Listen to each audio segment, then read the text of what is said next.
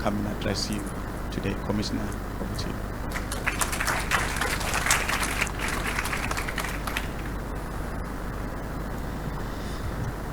Sorry, it looks like the mics were set for me. So,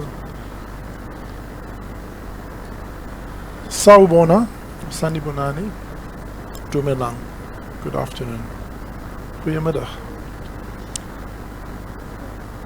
Deputy Minister of Finance, Mr. Ashwal Sarupen, thank you for being here to support us. I have received the apology of the Minister who could not be here today, and like to thank him in his absence.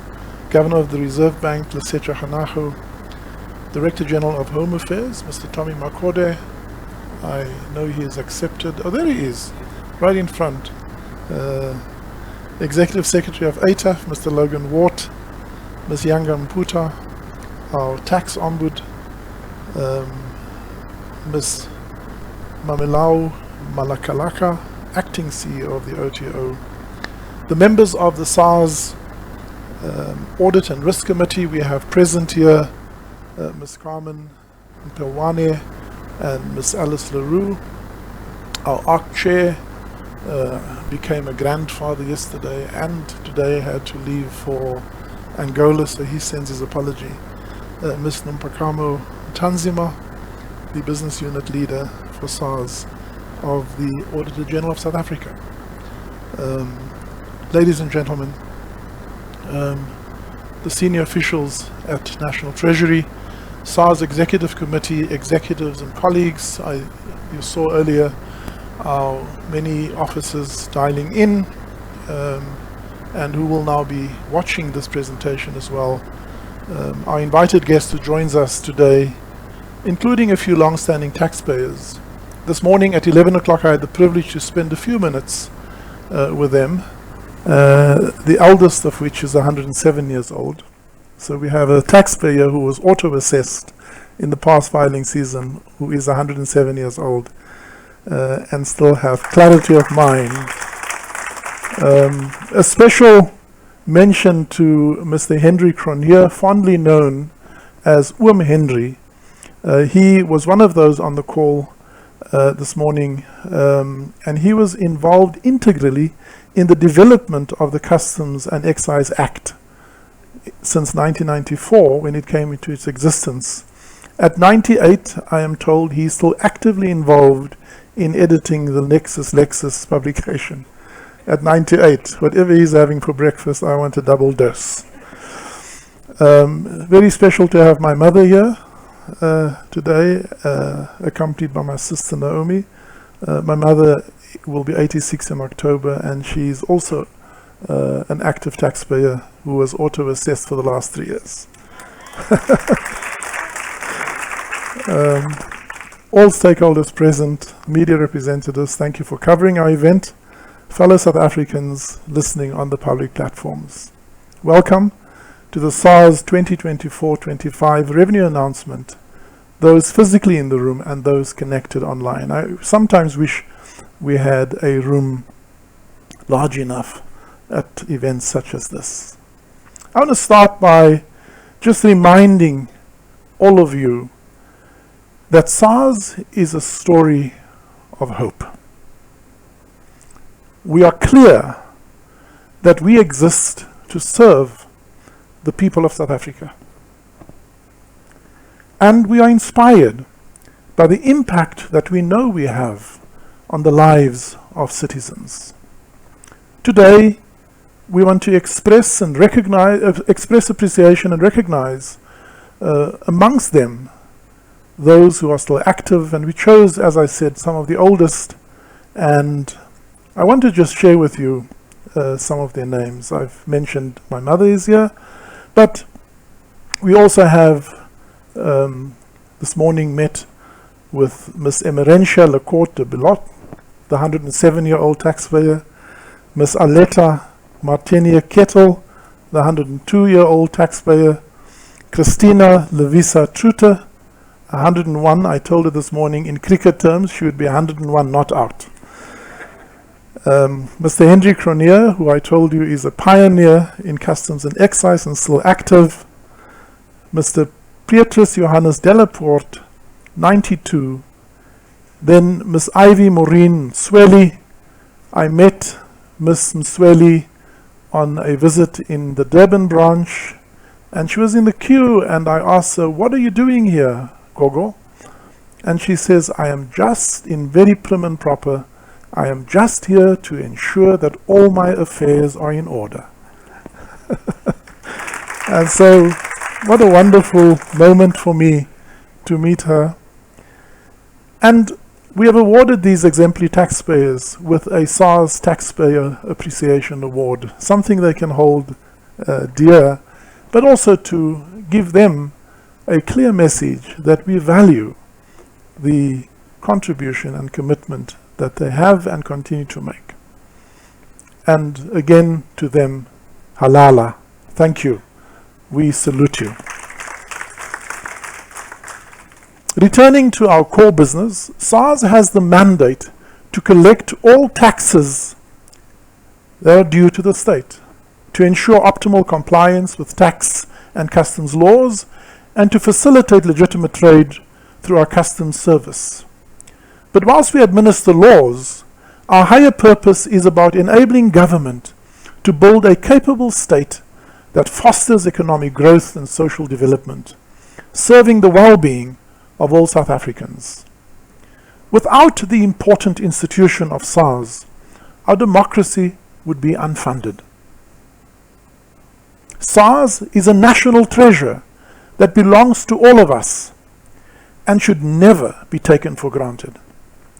Since the dawn of our democracy, the Revenue and Customs Administration has contributed over 24.5 billion rand at a compound annual growth rate over the 3 decades of 9.8%. And during this time, our tax base has grown from 2.7 million to 33 million taxpayers, or a CAGR, compound growth rate, of 8.3%. The focus on SARS in the past 6 weeks has been that of great scrutiny and resounding support. This has reminded us of the significant role of SARS, but also the degree of dependency of many millions of South Africans who benefit from our work.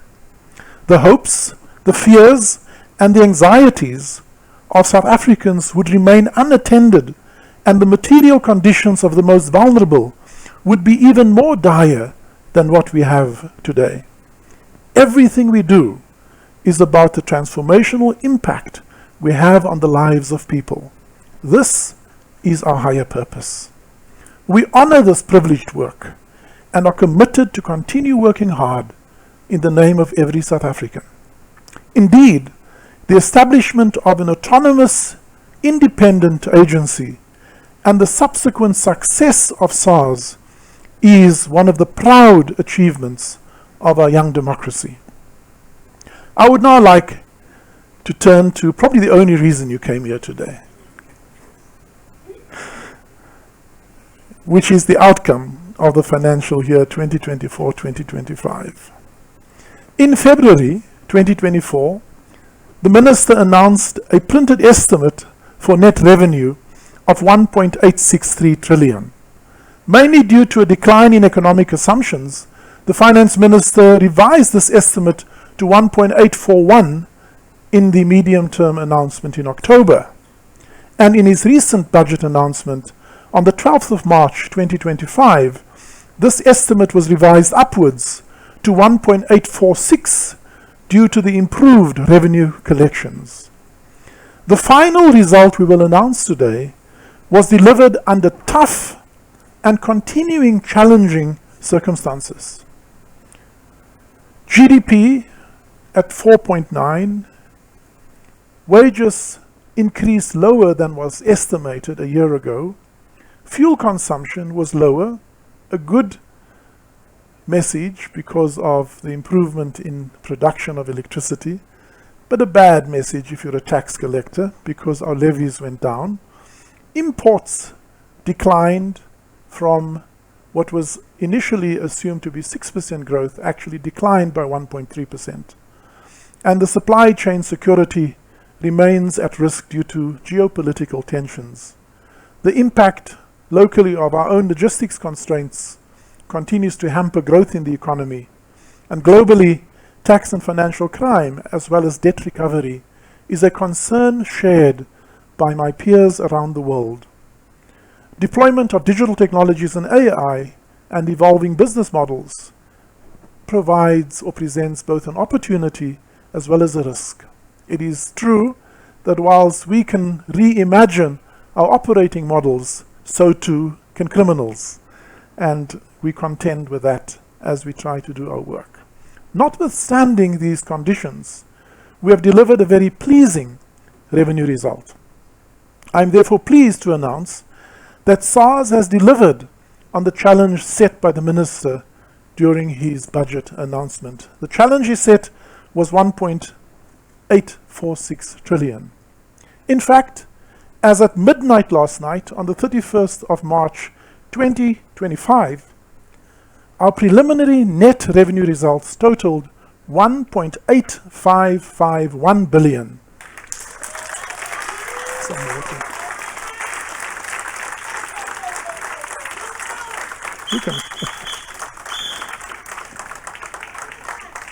Thank you.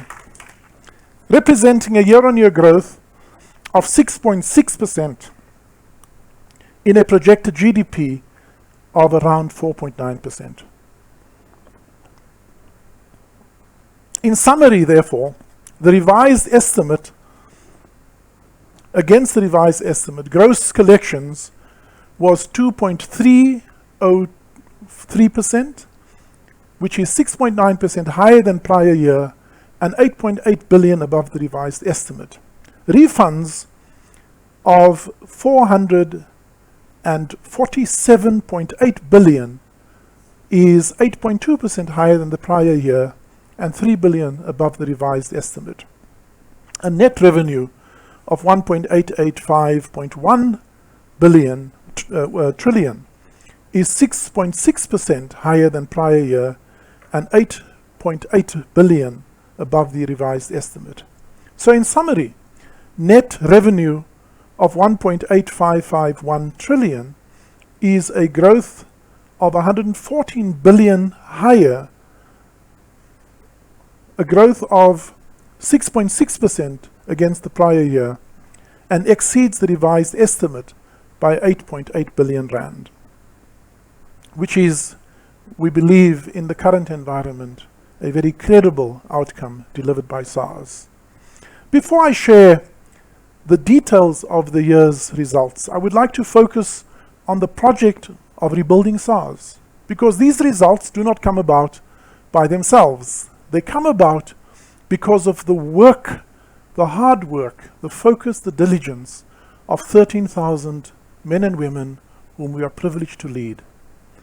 And I would like to tell you a little bit about that.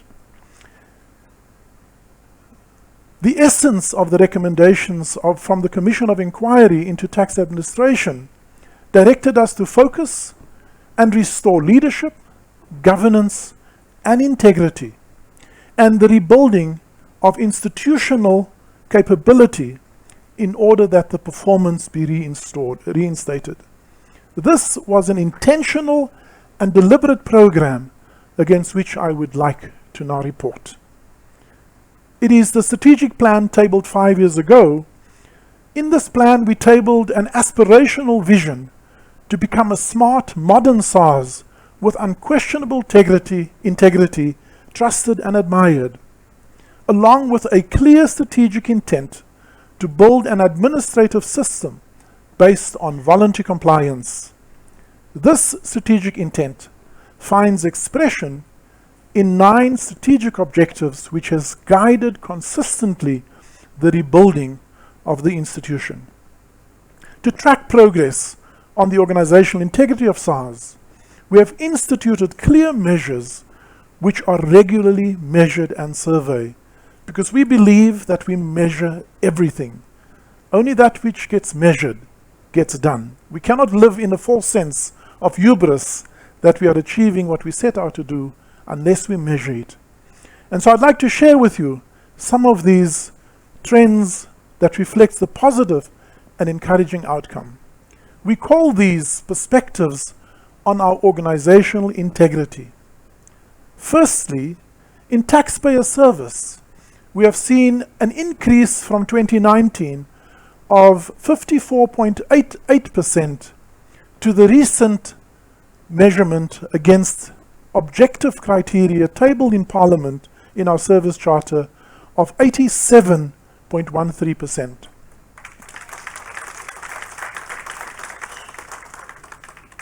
We measure taxpayers' attitude towards compliance. In 2018-19, when we first measured it, it was 66%. In our recent measurement, we have gone up by 11 percentage points to 77%.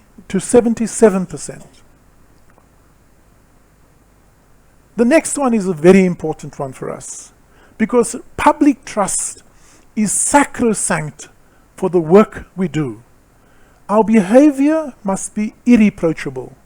Our integrity must be beyond question, so that people who do not like to part with money do so whilst knowing that they have been treated professionally and fairly, and that their contribution is towards a cause that is worthy.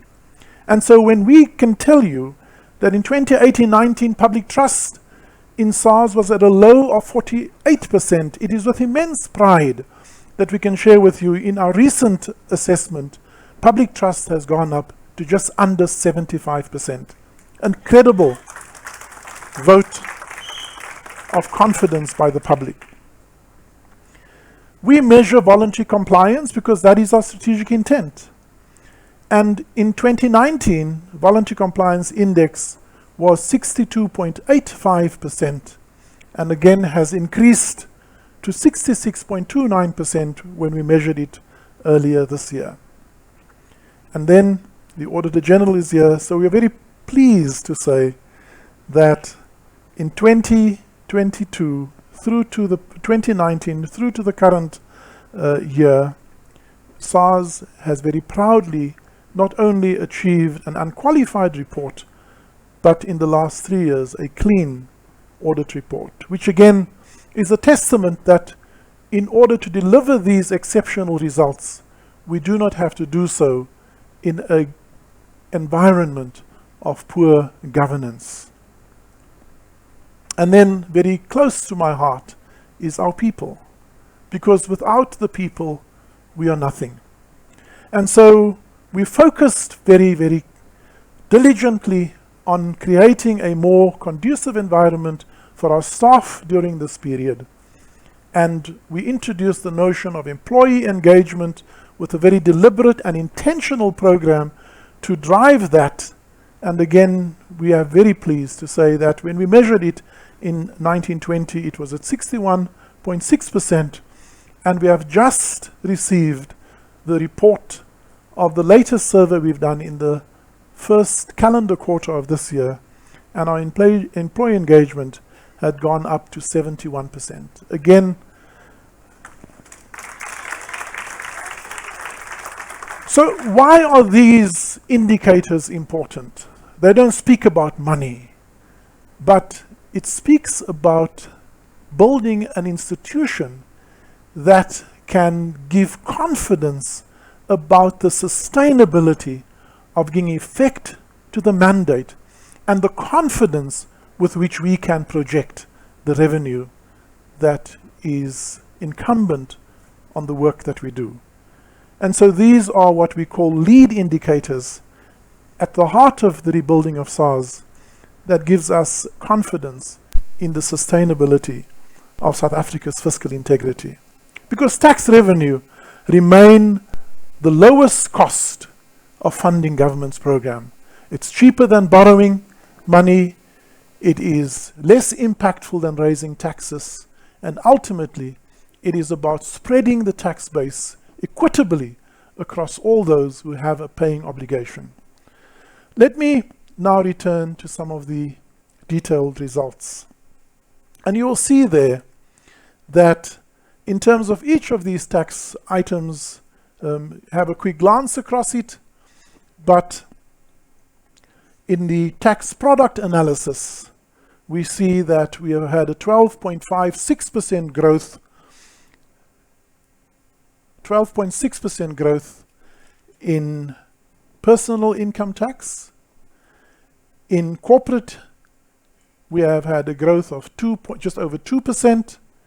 In VAT, a growth of 2.3%. Import duties, 8.6%. Taxes on property, a growth of almost 16%. Dividends tax and STC, a growth of 9.5%. Specific excise of 11.5%.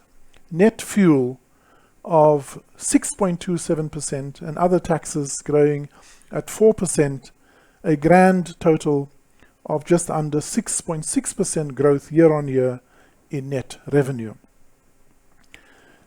The slides that follow just gives a little bit more detail about that. So personal income tax, we can see this year contributed 733 billion rand against 650 billion rand the year before. Pleasing to say that our refunds in each of these categories have also increased. I want to pause for a moment and talk about two-pot retirement withdrawals, because this has been topical. Here I can share that in record time we had to build an administrative capacity to provide directives, unprecedented volumes of directives, and to provide it in near real time so that all of the pension funds who applied for these directives could give effect to the will of those who withdrew. And so of the 2.8 million taxpayers who in the last financial year submitted an application for a directive, we were able to issue directives to just over 2.5 million, which is related to almost 2.7 million taxpayers, and allowing an amount of 47.7 billion rand to flow back into the economy had a good multiplier effect. We saw a little bit of an uptick of that in consumption, along with the governor's helpful hand to lower interest rates, and generally inflation trending down, and the net tax collected from this initiative being 11.87 billion rand.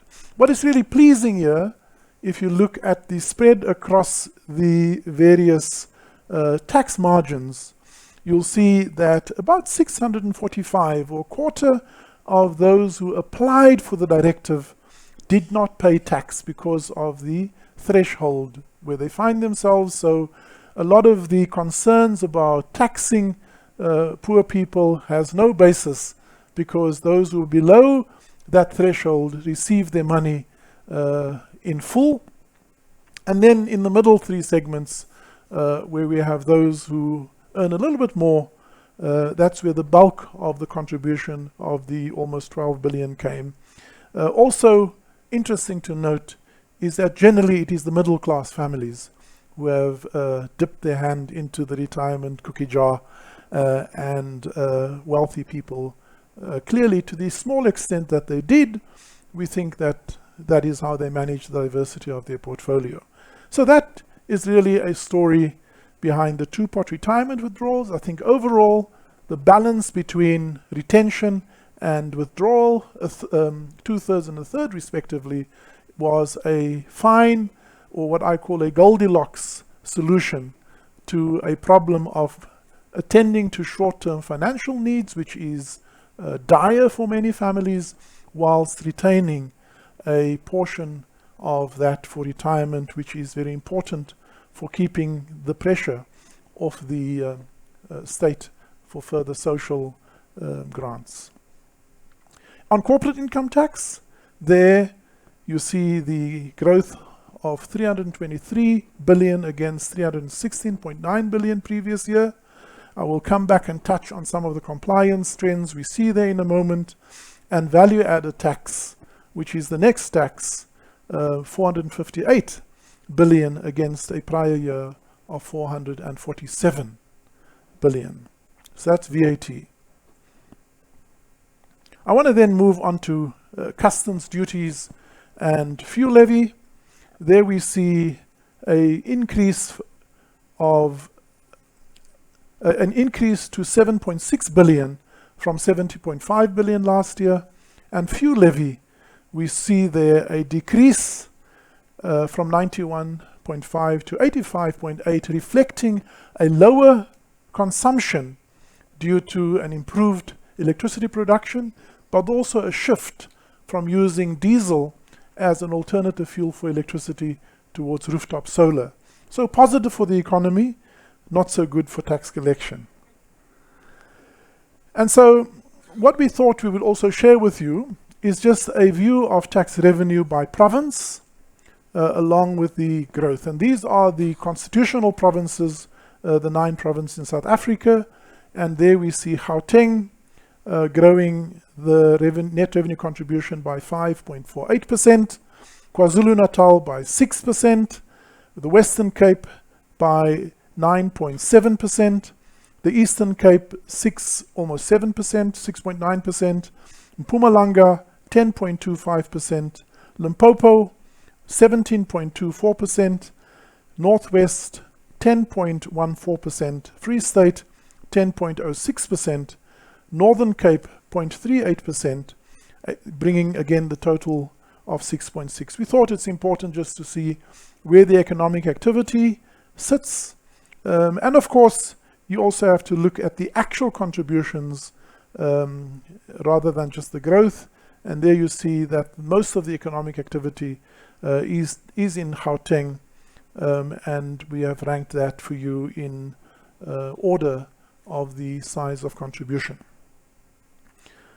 Another lens through which we look, and this is for the interest of our directors here, because they would like to see how well did they do. And here we have given a view for our own employees.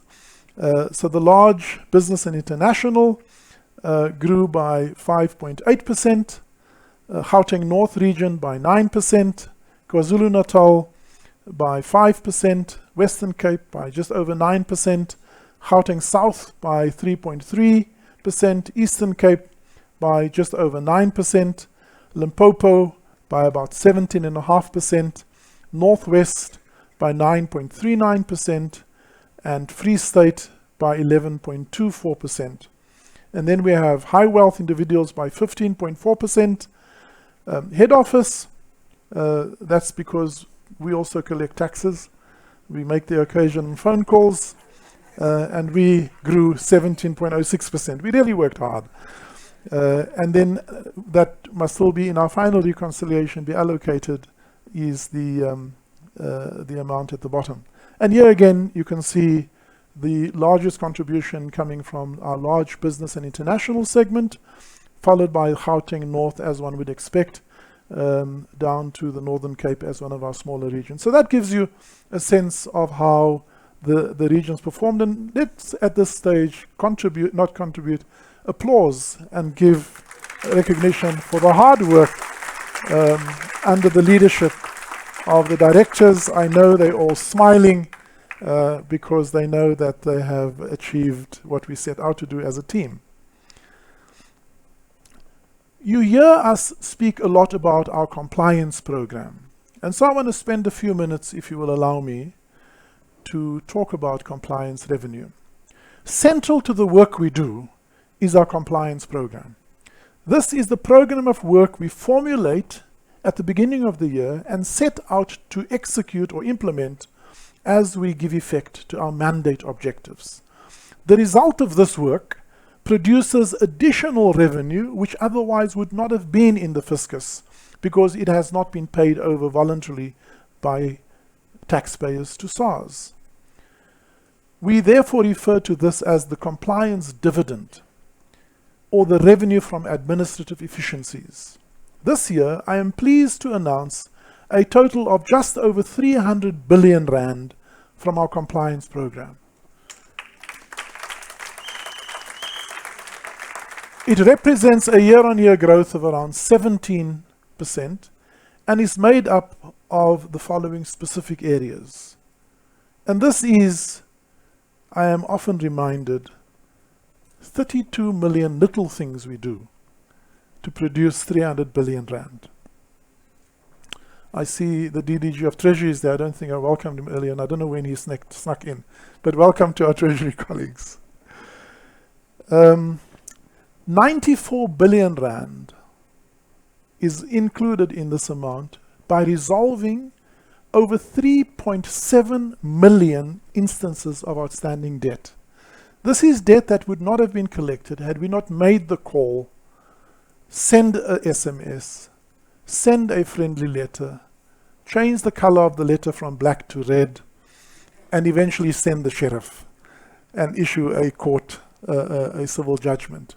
And that's before we have to resort to freezing bank accounts and assets and attaching assets. So this is the suite of work we do. 307 million instances producing 94 billion rand. Included in this is the debt project that we embarked on in the past year. 103 billion from tax verifications, where risks are flagged through our AI-driven risk profiling models, powered by big data. We then look at the alert, we do debt equalization, and these are the refunds that we then further investigate, our staff further investigate. And this suite of work amounted to 1.7 million verification cases, producing the 103 billion rand. 59 billion from syndicated crime. These are complex crimes where more than one taxpayer is involved, often cross-border. That they executed 320,000 compliance audits.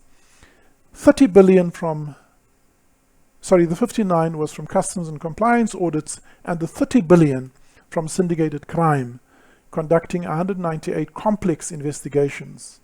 14 billion from general compliance work, doing 200,000 follow-ups with individual taxpayers who have outstanding issues on the account that needs to be completed, and invariably when a taxpayer account is untidy, it's because they owe us money.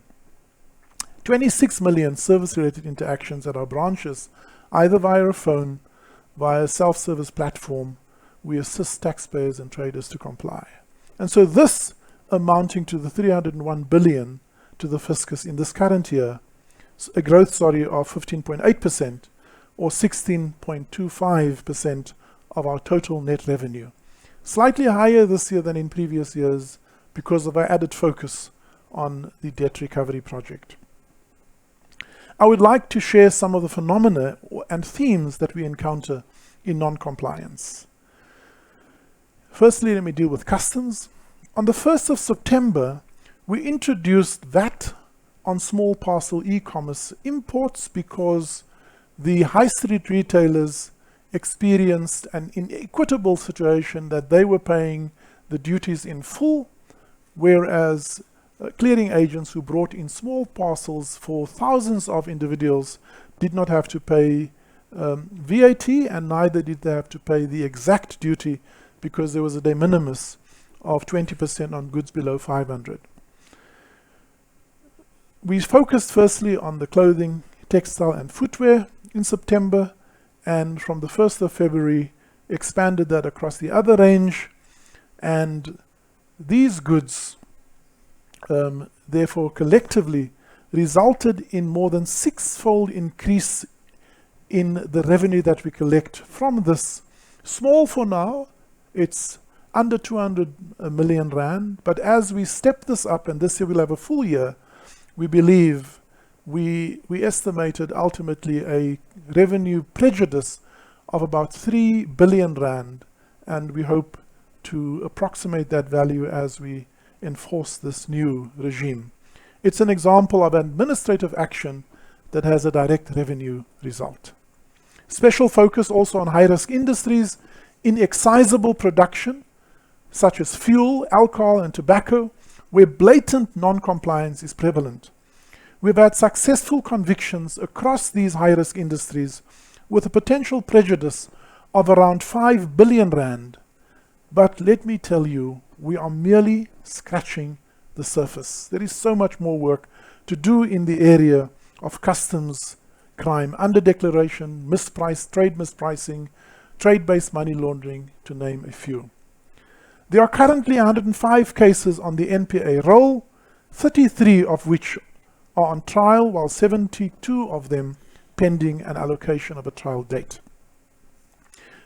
To enforce the regulations, 27 importers and clearing agents were either suspended or cancelled through our licensing, registration and cancellation committee due to various non-compliance issues, and as I said, mostly linked to clothing, textile, footwear, tobacco and cigarettes and alcohol.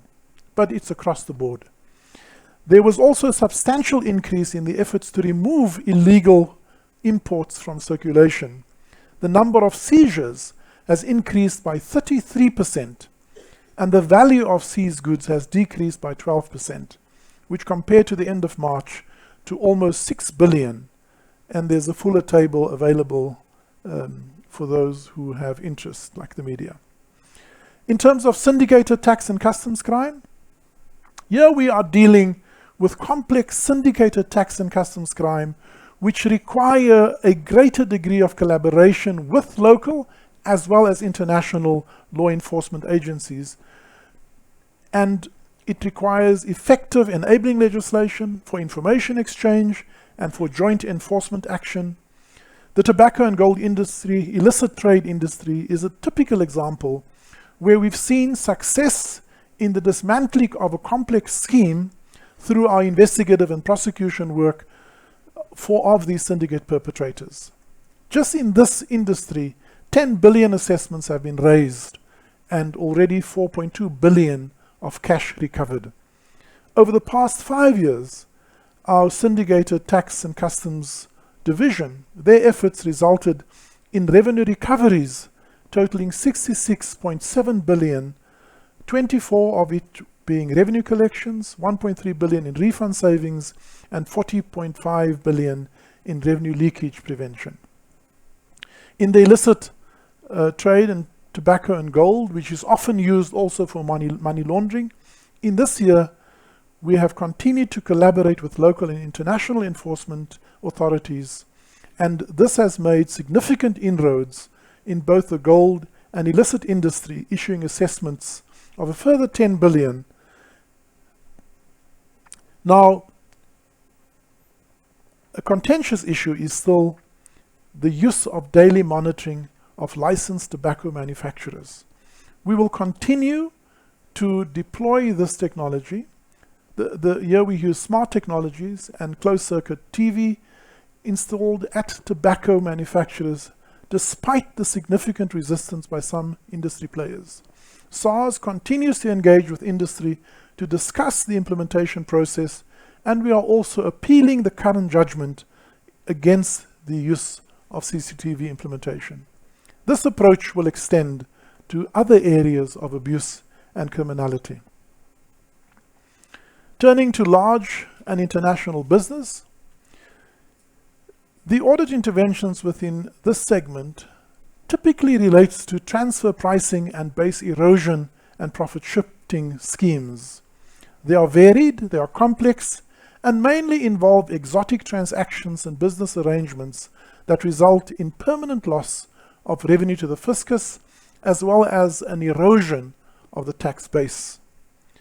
For the 24-25 financial year, 19 such cases have been completed, consisting of 8 transfer pricing, 5 international tax, and 5 corporate income tax and 1 dividend tax audits and investigations. This work raised assessments of 2.2 billion and cash of 2.8 billion. 40 cases are currently in progress. The base erosion and profit shifting schemes where the exotic finance arrangements are deployed, sadly, often sponsored by big banks and professional firms that either promote or engage in schemes that involve transfer pricing and international tax. The main highlights under the BEPS themes include exotic structures or restructuring of businesses and the sale of businesses involving aspects such as share buyback transactions, international taxing arrangements using offshore passive entities to avoid South African tax on offshore income, transfer pricing arrangements involving engineering, procurement, and construction contracts, incorrect classification of entities, offshore marketing hubs located in low tax jurisdictions, and the use of offshore passive treasury entities to fund operations are some examples that we believe are abused. Other significant themes of concern is the abuse of the employment tax incentive scheme, companies not ring-fencing the assessed losses in line with legislation, second-hand gold abuse of the VAT system, stock write-off and impairments, and capex, particularly in the mining industry. Forward-looking, to provide greater clarity and certainty, we must progress the advanced pricing agreement program that has been introduced into legislation in the recent TAA Laws Amendment Act of 2023 and published on December 2023. And this is to allow companies who engage in corporate actions to rather approach SARS ahead of time and get a tax certainty ahead of implementing it so that they know what the tax price would be of a particular transaction. Turning to high wealthy individuals, given the complexity of the high wealth individual segment, we strive to achieve voluntary compliance and employ a differentiated service model with robust case management and targeted enforcement measures to uphold fiscal equity. This segment has made significant strides in base broadening, strengthening tax compliance and enforcement within the segment. Notably, the identification of a critical legislative gap in terms of Section 42 brackets 2 brackets B of the Income Tax Act, this was just for the nerds in the room, has paved the way for regulatory enhancements that are expected to mitigate potential revenue losses amounting to billions of rands in the future. Additionally, a landmark court judgment on a scheme with tax implications exceeding 1.3 billion reinforced the application of substance over form principles in GAR-related transactions. It's always been a matter that has ducked us. Now we have court precedents, and therefore it helps us with providing advice, advanced voluntary compliance, but also presents a clear, credible threat for those who try to abuse it. Continued focus on trusts, family offices, and related entities to ensure greater compliance in areas such as estate duty, capital gains tax, donation tax, as well as cross-border transfers in this area. In our specialized audit, thematic interventions that was completed included 236 lifestyle audits, including luxury vehicles. Sadly, luxury vehicles and properties are used to mask financial flows, and it's straightforward, blatant money laundering, and our focus on that cannot be enough. In this area, we have raised assessments of 1.8 billion rand. 28 pay-as-you-earn, I mentioned ETI audits, with an assessment value of 230 million rand. 80 security industry audits where there's also extensive abuse, with assessments valuing 3.6 billion rand. 82 financial intelligence center, these are tip-offs we get from the FIC, with assessments of totaling almost 2 billion rand, and 35 customs audits with an assessment value of 1.3 billion rand. Turning to litigation, SARS is always committed to resolving all tax matters within its remit and in a timely manner. However, where there is legal uncertainty, the taxpayer has the right, and SARS is often duty-bound, to approach the court to provide legal clarity. In this regard, our litigation division has achieved a success rate of 92%.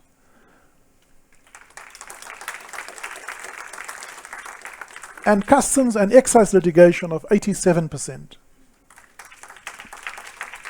In the appeals court, our success is 69%, with 25 cases in favor of SARS, 11 in favor of taxpayers, and the rest are dependent on litigation in other courts. While the tax board has achieved 77%, with SARS conceding cases and taxpayers withdrawing 47% of cases when taxpayers are no longer confident in their matter. Just yesterday, the Constitutional Court in 3 matters took major decisions to provide legal clarity and certainty.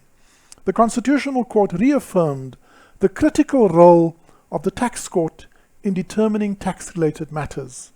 It reaffirms the constitutionality of Section 105 of the Tax Administration Act by restating that all tax matters related starts at the tax court, especially if the court has not determined the matter nor heard any objection, if there is anyone. The Constitutional Court clarified that the instances where a taxpayer can directly approach the court is if there are any other grounds by way of an appeal to the tax court. This is to prevent piecemeal adjudication of the matter and prevents vexatious litigation which tends to abuse the court processes either to gain time or advantage in one or other way. And so again, the judgment yesterday by the Con Court provides another plank of certainty and clarity, but also to deter the blatant abuse of the court to settle their scores. In terms of our revenue program, a few other areas. In terms of our central supplier database, which is used and managed within the Treasury family to identify non-compliance by government suppliers. Here we see a lot of abuse, and compliance efforts are continuously underway to engage with identified taxpayers with the aim of improving compliance and collecting all revenue due, together with interest and penalties. When we often find that those who want to have access to services provided by government tend to do a tick box assessment of their compliance, but are substantively non-compliant, or in certain cases not even registered. And these are the areas that we have to focus on. In terms of VAT on imported services, government departments and the public finance management entities are engaged with the aim of evaluating and improving their compliance with the provisions of the VAT Act. And this is again regarding the payment of VAT due on the acquisition of services from non-VAT registered non-resident suppliers. And this is an area of work where we still find abuse and therefore revenue leakage. In electronic services, we continually build our capability to analyze third-party data and to identify non-compliance by non-resident suppliers of electronic services, which results in registration and payment of VAT that are due by these entities.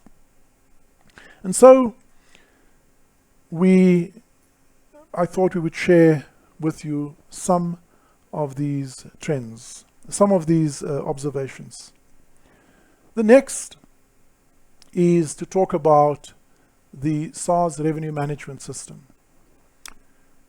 We've built this to remind ourselves that when the minister announces a printed estimate, it is based generally on the assumptions of what the economy would do in a particular period and the tax policy instruments and tax rates that would be exacted on economic activities. But that's a theoretical number.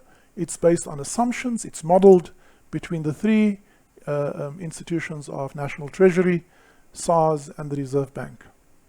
But the actual revenue requires two other parts to be part of a system. And so what you see there as taxpayer behavior and confidence gives you a sense of compliance. And this is determined by the confidence taxpayers has in SARS and in government, the quality of the spend, wastage and corruption detracts from that, a sense of benefit, value for money, and ultimately taxpayer behavior. If that goes down, what will end up in the middle block will go down, regardless of what you have in the top corner of the triangle. To the left of that is the institutional capability. I spoke to you earlier about how we're building deep institutional integrity, how we select our work, which we frame as a compliance program, and the capability to give effect to that then determines the ultimate efficacy of SARS. And those three elements of the system combined then results in the revenue that we have announced today.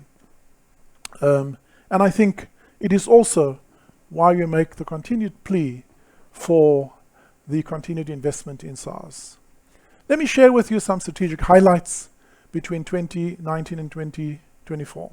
We do not declare victory. We have a long way to go. Funding challenges remain, but we'd like to share with you some positive results. Firstly, in the area of in the area of digital transformation, we are pleased that we are recognized by private sector institutions and by our peers as a leader in digital transformation in the public sector. And that award our teams won for the work we have done in auto assessment, the deployment of digital transformation plus artificial intelligence. The next recognition is being ranked as a #1 employer. That's not an insignificant feat for a public sector organization, to be recognized as the top employer by accountancy students in business commerce fields, and a #1 employer, the most attractive in business and commerce studies. So again, proud to say that we hold our own out there as an attractive employer. Recently, Microsoft visited South Africa and amongst others recognized SARS as one of the leading institutions globally for the deployment of artificial intelligence. And according to the president of Microsoft, one of only 2 digital government institutions around the world that is as advanced as we are. And so it was with great delight that they invited us into a hackathon along with 3 other private sector, well-endowed financially participants. We went in with our meager team, meager financially, but great in stature, and took part in the hackathon. It was a 2-week grueling session, and we were absolutely delighted when in the field of 4 players, 3 of which were private sector, SARS won the hackathon.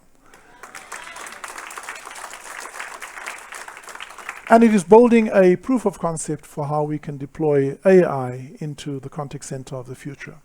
Just to summarize, therefore, our positive trends, the blue representing our core business, which is a compound annual growth rate in net revenue of 7.6%, in compliance revenue of 18.7%, voluntary compliance up by 3.4 percentage points, and that's hard work to even gain a percentage point, and trade facilitation up by 51%.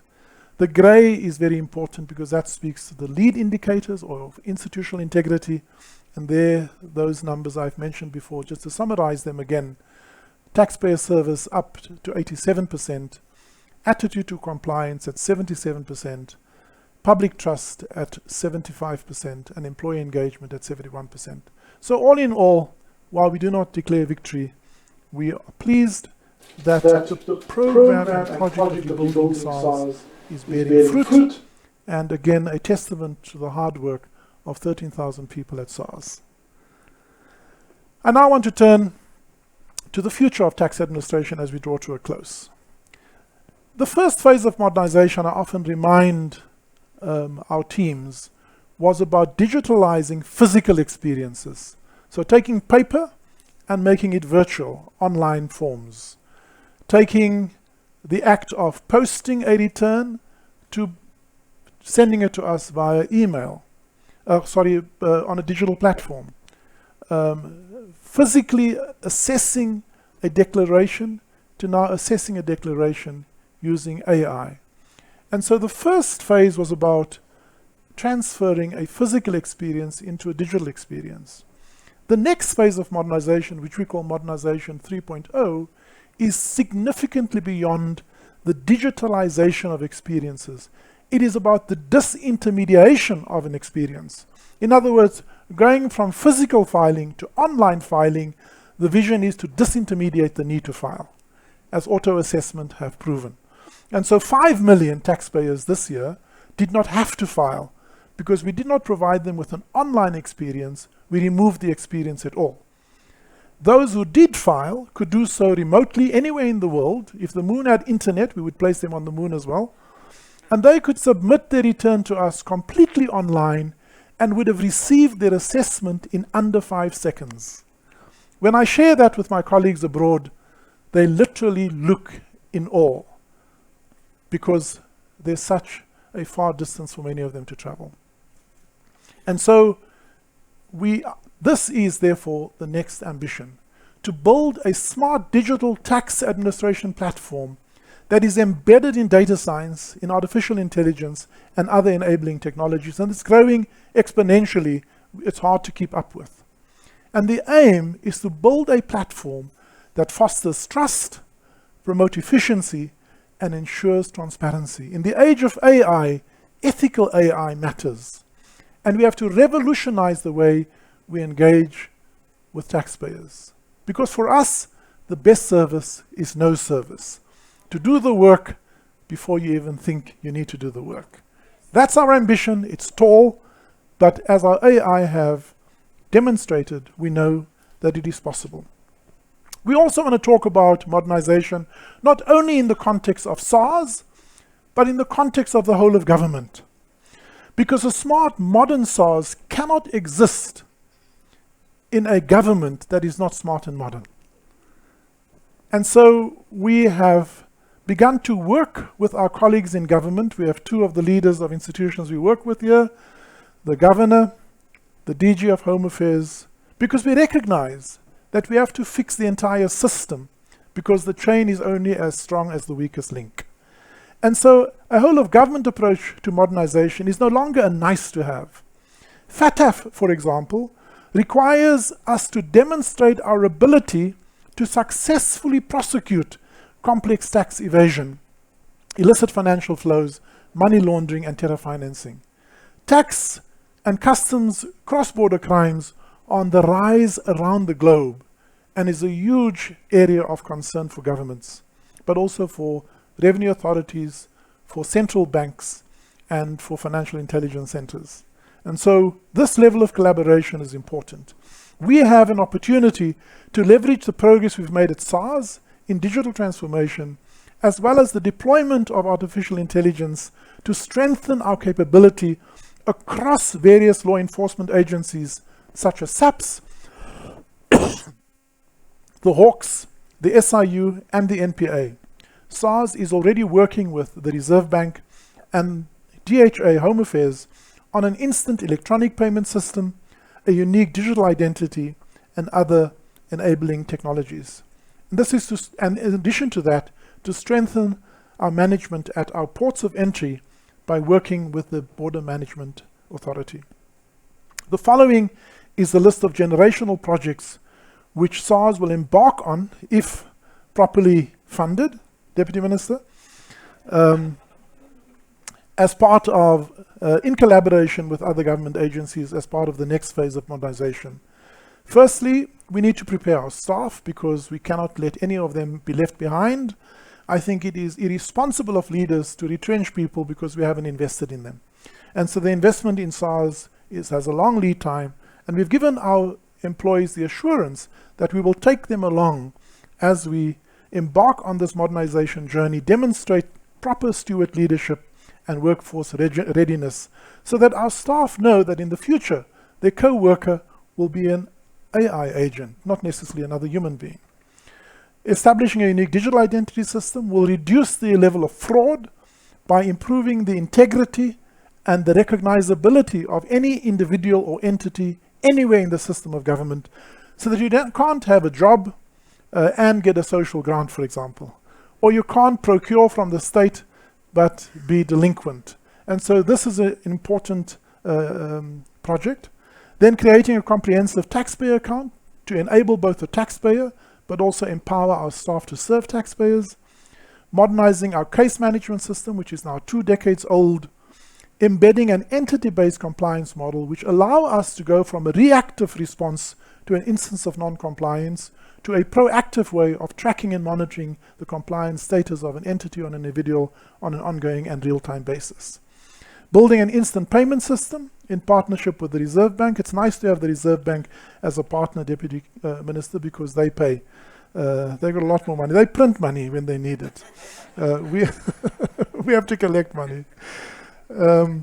Modernizing our VAT administration system is very key because it's a huge area of abuse. And then modernizing customs and excise across the board, both physical infrastructure as well as the digital infrastructure. Revenue outlook for 2025. So yes, last night, midnight, the year end. This morning when we woke up, the scoreboard was 0. Last night at midnight, we had 1.855 trillion in the bank. This morning, the bank is empty. We have to start all over again. And so as I think about that, I'm reminded of the famous words of our beloved Tata Madiba when he said, "I have discovered the secret that after climbing a great hill, one only finds that there are many more hills to climb. I've taken a moment here to rest, as we do so now, to steal a view of the glorious vista that surrounds me, to look back on the distance I have come. But I can rest only for a moment, for with freedom comes responsibilities. I dare not linger, for my long walk is not ended." Rolihlahla Mandela. And that's how we feel on the 1st of April every year. After we've announced a wonderful revenue results, we have to get right back to the grindstone to start out earning the money that government requires. And so similarly at SARS, we dare not rest. A new challenge awaits. If we are to achieve the 2025-2026 initial estimate of 2.06 trillion set by the Minister of Finance, we cannot waste a single day. We have to break down that. I recently shared with our colleagues that on average, SARS has to collect 9 billion rand every working day. And that means over 1 billion rand every working hour in order to deliver the revenue that government needs. In this coming year, SARS will intensify efforts on an enhanced revenue recovery program using the additional 2 billion allocation. Central to this is the focus on outstanding debt already owing to the fiscus, as well as the millions of outstanding returns. We hope to recover an additional 20 to 50 billion and thus strengthen the fiscal situation in the medium term.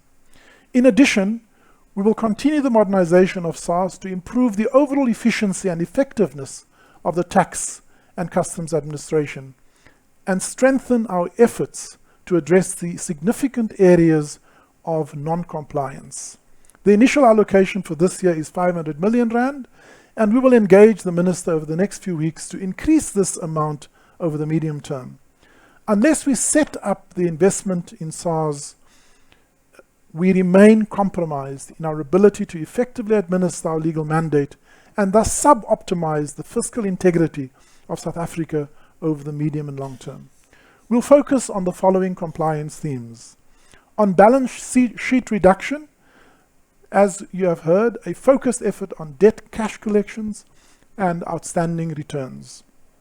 In addressing the tax gap themes, on tax base broadening, both formal and informal economy, on the international taxes with a strong focus on base erosion and profit shifting, as well as the digitalization of economies, on trade-based money laundering and illicit financial flows, specifically tobacco, fuel and gold industry, trade mispricing and undervaluation fraud, on e-commerce to focus on small parcels but also beyond, on high wealth individuals who have often the means to mask the true nature of their wealth. Cryptocurrency is no longer an emerging asset, it's a well-thriving asset, and South Africa, SARS, is proud to co-chair the crypto assets reporting framework that is led by the OECD. and in syndicated tax and customs crime, in specifically addressing VAT fraud and other tax crimes. How much progress we will make will depend on the long-term addressing and fixing the long-term funding of SARS. As I therefore close, and thank you for your presence here, but also more generally to those South Africans who are listening to us. Without taxpayers, travelers and traders, we have no tax revenues. I would like therefore to express unqualified appreciation to over 62 million citizens who through their consumption contribute to VAT. We often are told we only have 7 million taxpayers in South Africa, and then I have to tell them everyone who lives in South Africa contributes towards tax. To the 28 million, it's now 33 million registered individuals and trusts. To the 4 million companies, the 1 million VAT vendors, 650,000 employers, 338,000 traders, including authorized economic operators, and to the 13,100 hardworking men and women at SARS, thank you. Thank you, South Africa, for your contribution. And we know that with your support, we will continue to produce the work that we are mandated to do. I've recently penned a letter to all South Africans, which will appear online, but also in the weekend newspapers, as a measure of expressing our support, but also our appreciation for their support, but also our commitment to continue to serve them. That, I believe, is at the core of the work we do. The social contract we have with society determines the ultimate impact of our work and thus the contribution of revenue to fund the program of government. So with that, thank you for being here. Thank you, South Africa.